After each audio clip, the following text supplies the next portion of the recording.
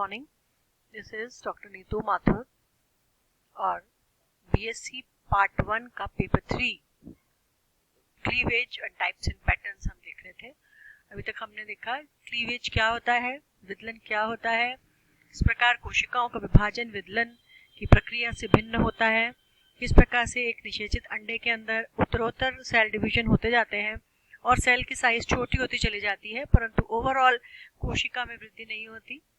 और केंद्रीय और साइटोप्लाज्मिक रेशो का ये जो परिवर्तन होता है, जो अनुपात में जो परिवर्तन होता है, उससे कई सारे फैक्टर्स ट्रिगर ऑन होते हैं, उद्दीपित होते हैं और ये एक निषेचित अंड जो है वो ब्लास्टुला में परिवर्तित हो जाता है।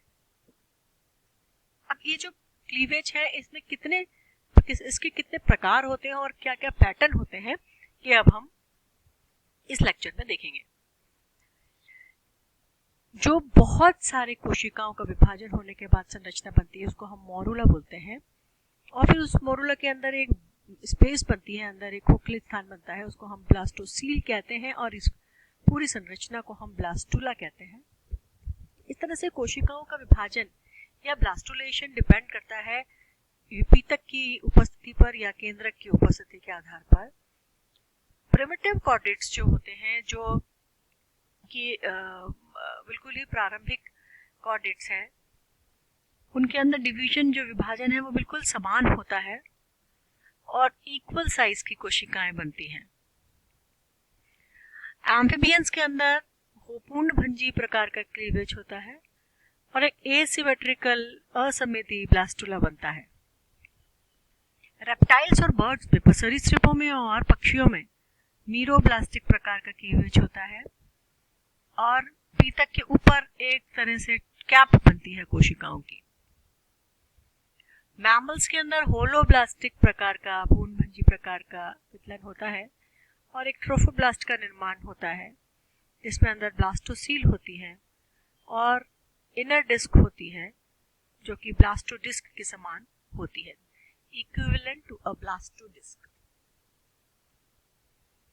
एम्ब्रियोनिक जो क्लीवेज है उसके कई सारे पैटर्न्स होते हैं, जैसे अरीय, रेडियल, स्पाइरल यानी सर्पिल, बायलेटरल, द्विपार्श्वीय, इस तरह से कई तरह के हम देखते हैं और इसको हम अलग अलग से स्टडी करेंगे। होलोप्लास्टिक और पूर्णभंजी क्लीवेज कहलाता है जबकि अंडा पूरी रूप से डिवाइड हो जाता है, चाहे वो समान हो चाहे असमान हो। अगर वो पूर्ण रूप से अंडा डिवाइड होता है तो वह पूर्णभंजी या टोटल क्लीवेज या होलोप्लास्टिक क्लीवेज कहलाता है। पूर्ण रूप से विदलन तो हो रहा है लेकिन वो दो प्रकार से हो सकता है। एक तो समान, जिसमें कि बिल्कुल इक्वल समान कोशिकाओं में विभाजित होता है अंडा, वो अरीय में भी हो सकता है, द्विपार्श्व सममिति में भी हो सकता है, सर्पिल भी हो सकता है, इर्रेगुलर भी हो सकता है। लेकिन अगर वो इक्वल कोशिकाएं बनाता है, एक ही साइज की समान कोशिकाएं बनाता है, तो इक्वल होलोब्लास्टिक क्लीवेज कहलाता है। लेकिन अगर ब्लास्टुला की कोशिकाएं, जिन्हें हम ब्लास्टोमियर्स कहते हैं, अगर वो अनइक्वल साइज की होती हैं तो वो अनइक्वल होलोब्लास्टिक विदलन कहलाता है। अब मीरोब्लास्टिक क्लीवेज दूसरा होता है। मीरोब्लास्टिक क्लीवेज जिसमें कि खाली अंडे के एक छोटे से भाग में ही विदलन सेगमेंटेशन की प्रक्रिया होती है, कोशिकाओं का विभाजन होता है और इसमें एक तरफ पीतक की मात्रा ज्यादा इकट्ठी होने के कारण उसको हम वेजिटल पोल बोलते हैं, वहां पर विदलन नहीं हो पाता। लेकिन उसके ऊपर जहाँ पे केंद्रक उपस्थित है, जिसको हम एनिमल पोल कहते हैं, वहां बार बार विदलन होता है और कोशिकाओं का एक स्तर बन जाता है, एक लेयर बन जाती है, उसको हम ब्लास्टोडर्म कहते हैं। ठीक है, तो प्लेन ऑफ डिवीजन जो होता है वो does not reach the periphery of blastoderm और ब्लास्टोडिस्क, उसके किनारे तक नहीं पहुंचती है क्लीवेज। खाली जहाँ योग है वहां कोई क्लीवेज विदलन नहीं होता है, खाली केंद्रक वाले भाग में ही क्लीवेज देखा जाता है। तीसरे प्रकार का जो विदलन है उसको हम ट्रांजिशनल क्लीवेज कहते हैं। कई सारे अंडों में जो क्लीवेज होता है वो टिपिकल होता है, जो न तो होलोब्लास्टिक होता है न ही मीरोब्लास्टिक होता है। लेकिन दोनों के बीच की ट्रांजिशनल स्टेज में देखा जाता है। अंडों के प्रकार को हम देखें तो वो योग की कैरेक्टरिस्टिक पे, योग की उपस्थिति के आधार पर अंडे होते हैं। पहला है आइसोलेसिथल। आइसोलेसिथल का मतलब होता है कि पीतक जो है वो पूरी रूप से स्पार्सली इवनली डिस्ट्रीब्यूटेड है, पूरे अंडे में फैला हुआ रहता है, जैसे कि चूहे का अंडा, सी अर्चिन का अंडा। दूसरा है मीजोलेसिथल, जिसमें कि मॉडरेट अमाउंट ऑफ योग होता है, ना ज़्यादा कम ना ज़्यादा ज़्यादा, और अनइवनली डिस्ट्रीब्यूटेड रहता है, एक जैसा समान वितरित नहीं होता है, किसी जगह पे ज़्यादा इकट्ठा है, किसी जगह पे कम, जैसे कि फ्रॉग। टीलोलेसिथल एग। टीलोलेसिथल का मतलब होता है कि जो डेंस योग है वो एक तरफ कंसंट्रेटेड रहता है। सेंट्रोलेसिथल, जैसे नाम से हमें पता चलता है कि जो योग है वो मिडिल में, अंडे के मिडिल के अंदर ही बीच में कंसंट्रेटेड रहता है, बीच में ज़्यादा इकट्ठा हुआ रहता है, जो कि जैसे कि इंसेक्टा के अंदर हम देखते हैं, मक्खियों के अंदर, मच्छरों के अंदर हम देखते हैं। तो जो जिस पोल के अंदर ये योग उपस्थित होता है उसे हम वेजिटल पोल कहते हैं, ध्रुव कहते हैं, और जहां पर न्यूक्लियस उपस्थित होता है उसको हम एनिमल पोल कहते हैं। तो जो जाइगोटिक न्यूक्लियस है वो जनरली डिस्प्लेड रहता है एनिमल पोल की तरफ, और जाइगोट जिनमें कम योग होता है, सोलेसिथल और मीसोलेसिथल, वो समान रूप से होलोब्लास्टिकली क्लीवेज उनमें देखा जाता है। जो क्लीवेज बनती है, जो क्लीवेज की फरो बनती है, जो खांच बनती है, पूरे अंडे में से होकर गुजरती है। लेकिन टीलोलेसिथल एग जो होते हैं और सेंट्रल लेसिथल जो एग होते हैं, उनके अंदर मीरोब्लास्टिक क्लीवेज होता है, क्योंकि जो जहां पर योग ज्यादा है वहां तक खांच वितरण की बन ही नहीं पाती। सेंट्रोलेसिथल एग के अंदर क्लीवेज मीरोब्लास्टिक होता है और सतही होता है, सतह पर ही होता है, लेकिन टीलोलेसिथल अंडे में क्लीवेज डिस्क की आकृति का डिस्कॉइड होता है। तो रेडियल प्रकार का क्लीवेज इकाइनोडर्मेटा और एम्फीबियंस में देखा जाता है। सर्पिल प्रकार का मोलस्का और एनालिडा में देखा जाता है। द्विपार्श्वीय प्रकार का विदलन एसिडियंस और ट्यूबिकेट्स में देखा जाता है। रोटेशनल क्लीवेज जो है वो मैमल्स में देखा जाता है। तो हम इसमें डायग्राम में देखते हैं कि किस तरह से होलोब्लास्टिक क्लीवेज होता है।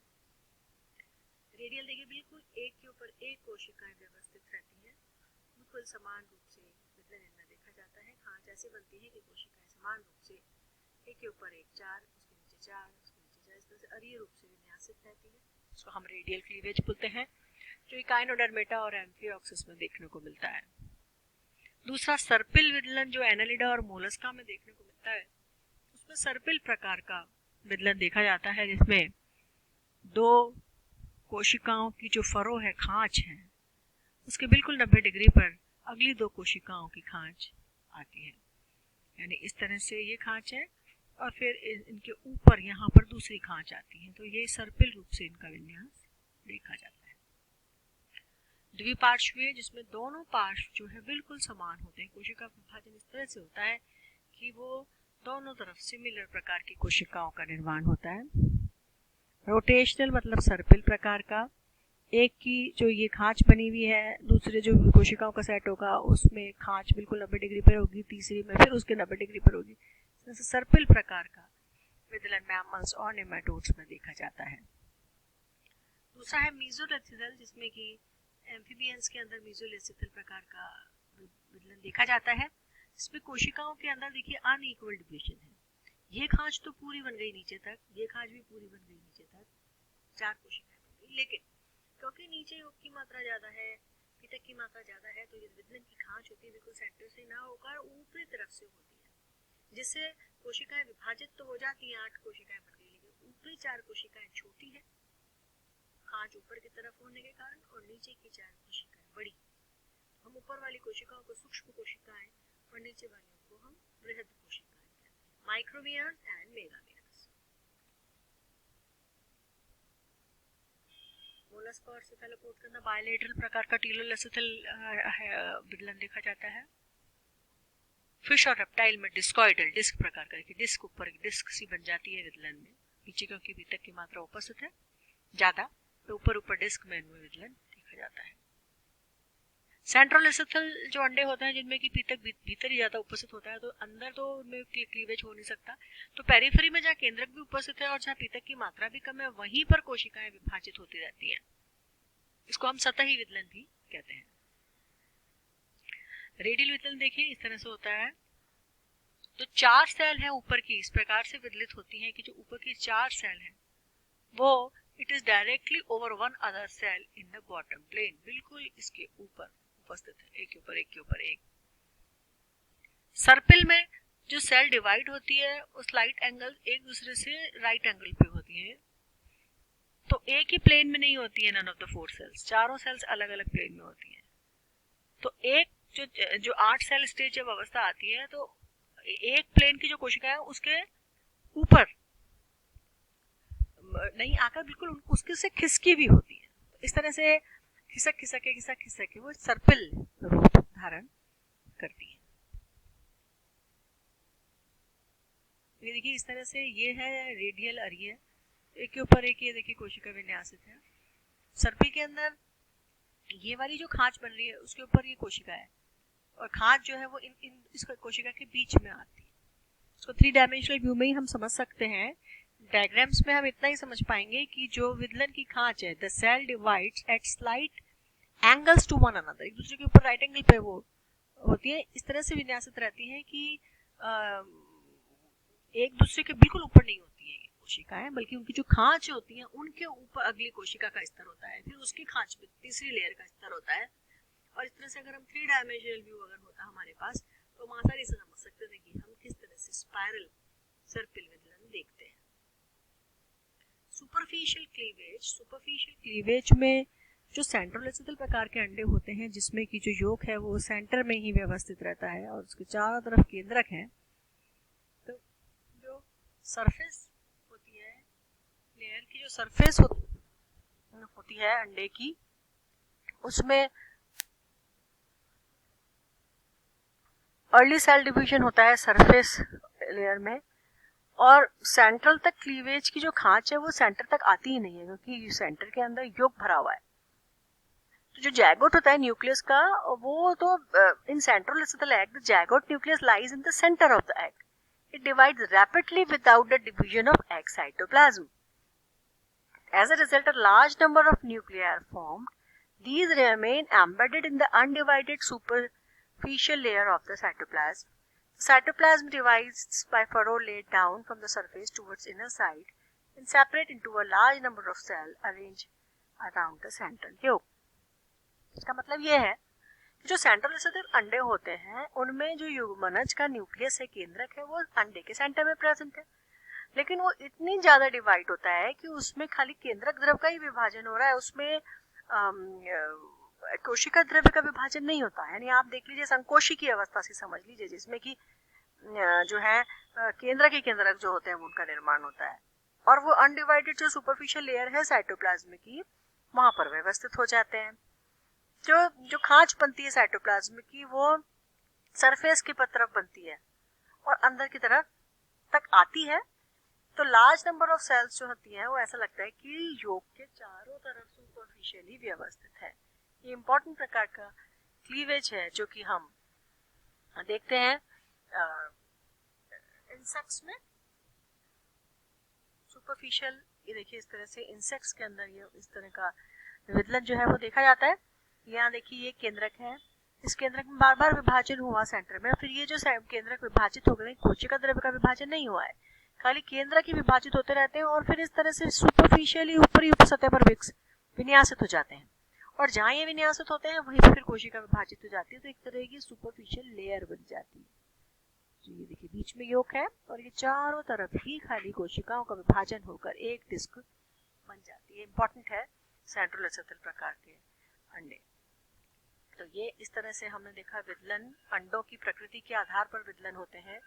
अंडों के अंदर पीतक की मात्रा के आधार पर विदलन की प्रक्रिया देखी जाती है, और फिर इसके बाद में जो जंतु होता है वो गैस्ट्रुल अवस्था में एंटर करता है। Thank you.